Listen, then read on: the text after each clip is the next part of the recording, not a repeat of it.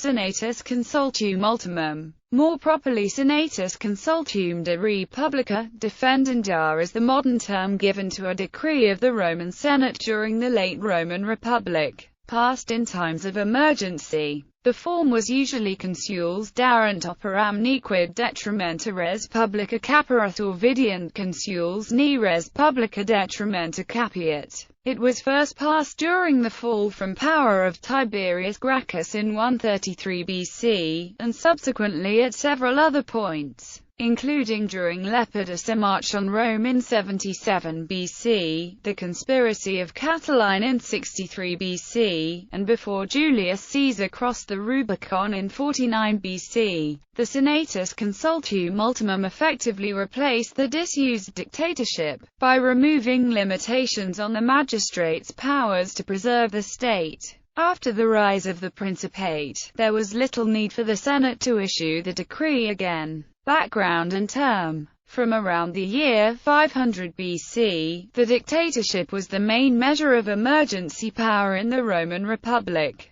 In a Senatus consultum, the Roman Senate would authorize the consuls to nominate a dictator who received imperium magnum, great power to act in a time of emergency until the crisis was over. The dictatorship marked the sole exception from the rules of collegiality and responsibility, meaning the dictator was not legally liable for official actions. This changed around the year 300 BC, when, against its very nature, the dictatorship was placed under the public provocatia, meaning that the plebeian council could be called to counteract executive actions of the dictator. As a result, the practice was altered and later dropped altogether after 202 BC. The Senatus consultum ultimum, which replaced the dictatorship in the late 2nd century, does not have a specific name in the sources, where it is usually mentioned by quoting what was obviously its opening advisory statements to the magistrate who had it passed. It is by that specific phrase the SCU can be traced through the years. Its short name in research literature derives from a section in Caesar's Commentary Ida Bello Civili, where he writes, Decurret ad illud extremum atque ultimum Senatus consultum. Julius Caesar, Commentary Ida Bello Civili, 1:5. Since this is the shortest mention of the decree available, the label seems to have stuck. The actual wording of the decree was however longer. Gerhard Plowman gives it as der Etrita censura, UTR, rem publicum defendant operamque dent nequid res publica detrimenta capiat.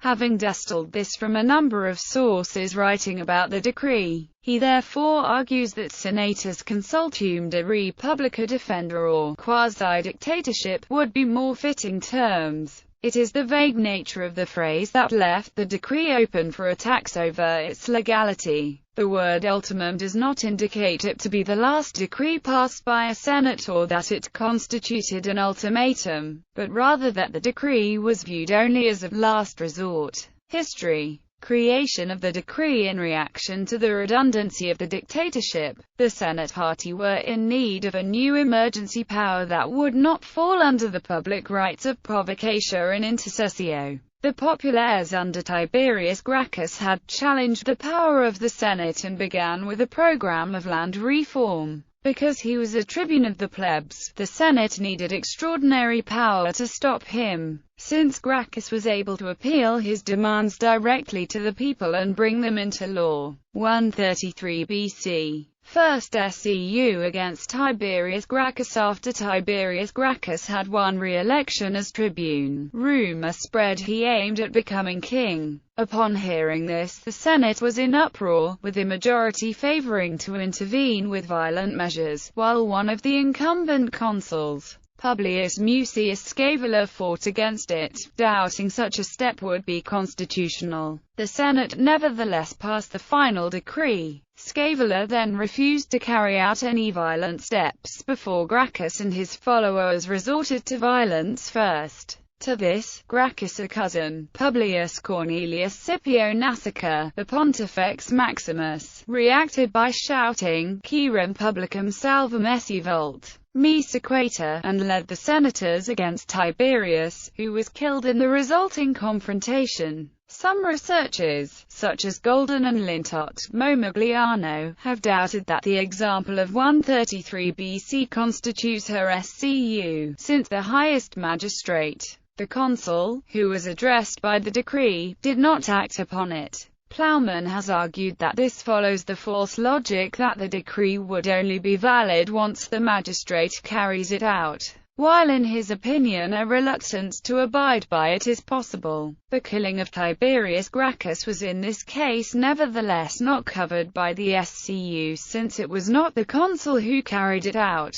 Chen Kefeng has pointed out that, in comparison with the later ones, this SCU was uncommon and in conformity to the orthodox formula due to the uncooperation of the highest magistrate. Attempts to strengthen public rights against the Senate following the precedent set in 133. Several attempts were made by people generally associated with the Populares Party to protect the public rights of provocateur against executive power. Following the example of the leges Portrii from the beginning of the century, the Lex Sempronia de Capita Civis, initiated by Tiberius, a brother Gaius Gracchus following his election to the post of tribune of the plebs in 123 BC, made it impossible to carry out capital punishment only ratified by the Senate. The Lex Sempronia can be seen as a direct reaction to the fate of Tiberius Gracchus and his followers, who were tried and sentenced in a special tribunal with powers of capital punishment. 121 BC. SCU against Gaius Gracchus. Following Gaius Gracchus' second term in the office of tribune of the plebs, Lucius Opimius, a strict conservative, was elected consul, determined to oppose Gaius' proposals of land reform and the distribution of Roman citizenship to all Latin citizens. When, on the day that Opimius had planned to repeal the laws of Gaius Gracchus, one of his attendants was slain in a scuffle between the opposing camps. This gave the consul the pretext to act. The Senate passed the Senatus consultum ultimum, and the next day, Opimius gathered the senators and their supporters to rid the city of Gaius Gracchus, who was killed in the subsequent battle. As a consequence, Opimius was tried quod indemnatos civis in carcerum coni cicit, but was acquitted. With this legal precedent, the SCU as a measure standing above public provocateur entered the Mos Maiorum. 100 BC. Gaius Marius acts against Saturninus in the year 100 BC, when Gaius Marius held his sixth consulship. His ally Lucius Hippolyus Saturninus, tribune for the second time, pushed for reforms like those of the Gracchi. The Senate opposed and violence broke out. The High Chamber then passed the SCU and urged Marius to act, which he did to restore public order, even though he was generally allied with the Populares. Unlike Opimius, Marius decided to detain the insurrectionists in the Curia Hostilia and leave their fate up to debate. However, Saturninus and his followers were lynched by the mob. 77 BC. SCU against Lepidus. Marcus Aemilius Lepidus, once an ally of Lucius Cornelius Sulla, was elected to the consulship in 78 BC. He then placed himself firmly in the camp of the Populares, clashing with his fellow consul Quintus Lutatius Catulus. The two camps came close to a civil war, so Lepidus was sent to administer the province of Transalpine Gaul. He returned however a year later with his army and a group of followers. The Senate passed the SCU, which was then acted out mainly by Catulus, now a proconsul, and Gnaeus Pompeius Magnus, not by the consuls themselves. 63 BC. Attacks on the SCU and Catilinarian conspiracy trial against Rabirius in early 63 BC, shortly after Marcus Tullius Cicero took office as consul. Julius Caesar urged Titus Labienus, a tribune who had lost his uncle during the turmoils of 100 BC, to accuse Gaius Rabirius of participating in the murder of Saturninus and his followers.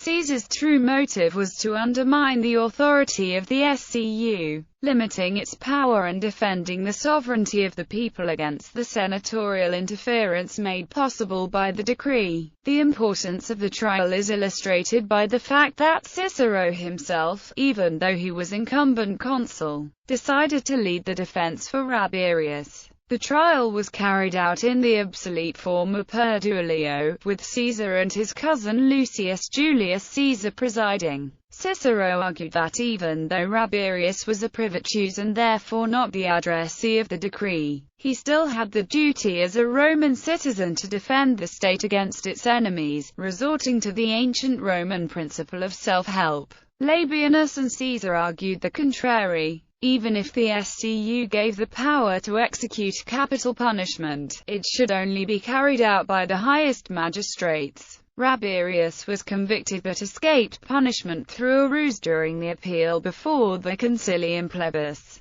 The authority of the decree was nevertheless shaken, and in no further cases did private persons act out or SCU. Cicero exposes the Catilinarian conspiracy during the year of his consulate. Cicero thwarted a conspiracy led by Lucius Sergius Catilina, aimed at overthrowing the Roman state. Equipped with the SCU that the Senate had passed on October 21, Cicero held 4 speeches against Catiline, driving the conspirator from the city. Catiline's supporters, however, started turmoil within the city while Catiline marched against it with an army. He had also tried to involve the Allobroges in his fight, but Cicero worked with the Gauls and presented Catiline's letters to them as evidence before the Senate. While the conspirators were held prisoners, the Senate went on to discuss their fate. Probably due to the experience of the trial against Rabirius, Cicero, who could have acted on his own under the authority given to him by the SCU, chose to seek broader support from his fellow senators, just as Gaius Marius had done in 100 BC, after the majority of the House had spoken in favor of executing the culprits. Julius Caesar swayed many by suggesting that they should be exiled to various Italian cities until the revolt was over and they could be tried in court. He argued that executing the conspirators would break the lex sempronia. Here again Caesar tried to further limit the power given by the decree by putting it under the control of provocation laws. Cato the Younger subsequently convinced the House of carrying out the death penalty. The conspirators were then taken to the Tullianum prison and strangled, while Cicero received the honorary title Pater Patriae for his actions, which were highly popular with the public. He still feared retribution for executing Roman citizens without trial. Cicero is exiled after Caesar's consulate in 59 BC. He helped Publius Claudius Pulcher into the office of a tribune of the plebs before setting off into his provinces. Clodius, who had a long-standing feud with Cicero, used his power to ban Cicero from the city, claiming he had broken the lex sempronia by executing the conspirators without formal trial. Caesar's long-set goal to bring the SCU back under the practice of provocation seemed successful, until Cicero returned 15 months later, celebrated by the people. 52 BC. SCU after the murder of Claudius Pulcher on 19 January 52 BC. A SCU was passed by the Senate after public opinion had turned against the senators due to riots following the death of Publius Claudius Pulcher, who was murdered the day before by Titus Annius Milo when on his way back to Rome. The decree was aimed against the tribunes Q. Pompeius Rufus, Marcius Plancus and C. Sallustius Crispus, allies of Claudius, who had lit his corpse on fire inside the Curia, burning it to the ground. When Pompey was declared consul sine collega 2 days later, the decree was obsolete, since the imminent emergency was over. 49 BC. SCU against Caesar during his last years in Gaul. Caesar rightly feared the Senate might put him to trial for his breaches of law while he was consul. He therefore aimed to run for consul once again without having to enter the city as a private man. To do this, the Senate needed to allow him to run for the office in absence, a matter promoted by his loyal tribune of the plebs, Gaius Scribonius Curio. Following fierce debates over the course of the year 50 BC, a minority of the Senate party had symbolically handed Pompey a sword on the 1st of December 50, in a plea that he would raise an army to defend Rome against Caesar, should the latter attack the city when his demands were not met. At the beginning of the new year, on the 1st of January 49, Curio returned to Rome from Caesar, bringing with him a letter, which Caesar's new tribunes Marcus Antonius and Lucius Cassius read aloud in the Senate. Afterwards, the Senate once again voted on a motion to strip Caesar of his army and have him returned to Rome, which carried.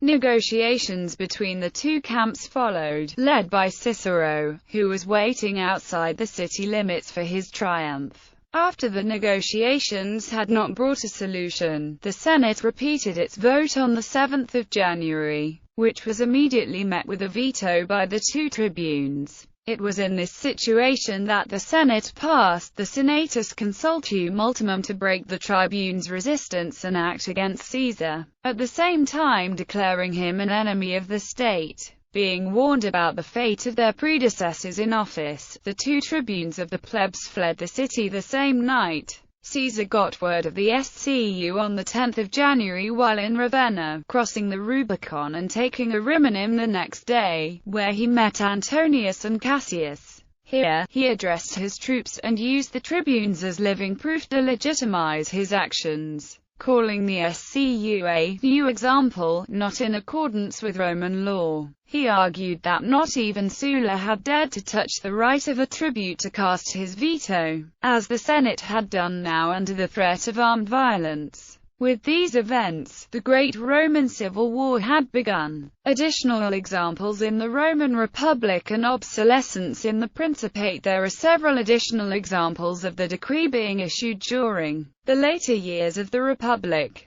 The Oxford Classical Dictionary gives 4 more examples of the SCU. In 62 BC against Quintus Caius Aelius Metellus Nepos and Caesar. In 48 BC against Marcus Caelius Rufus. In 47 BC against Publius Cornelius Dolabella and in 40 BC against Salvidianus Rufus. Plowman names the SCU of 47 BC as an exceptional case, since its addressee was Mark Antony, Caesar's Magister Equitum. Plowman also writes about 2 SCUs in 88 BC, against public disturbances which were eventually resolved by Sulla. Another SCU could have been issued in 87 BC, when the consul Gnaeus Octavius acted against his colleague Lucius Cornelius Cinna. In 43 BC, after the assassination of Julius Caesar and the beginning of hostilities between Octavianus and Marcus Antonius.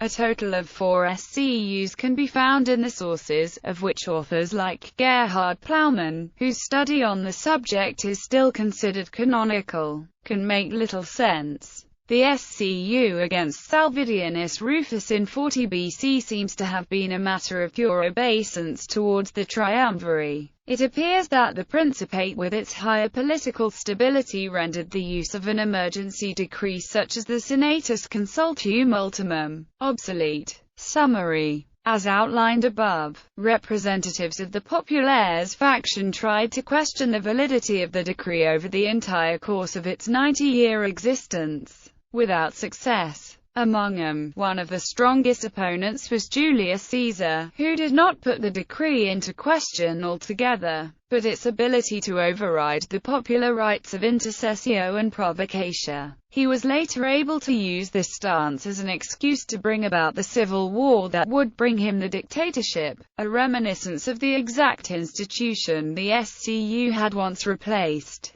In summary, the SCU constituted an emergency decree with which the consuls, backed by the Senate, were able to claim dictatorial force. As with the dictatorship before, no positive action necessarily followed from the passing of the decree. The SCU could however be perceived as favorable to a dictator considering the Roman constitution, since it distributed power only to the highest elected officials and followed the principle of collegiality. Unlike the dictatorship, the SCU was used almost exclusively in domestic conflicts. The debate over its legality continues in the research literature. Some, like Theodore Mommsen and Andrew Lintott, follow Cicero in describing the decree as a consequence of the Roman principle of self-help and, therefore, trace its legality to the very core of the Roman constitution.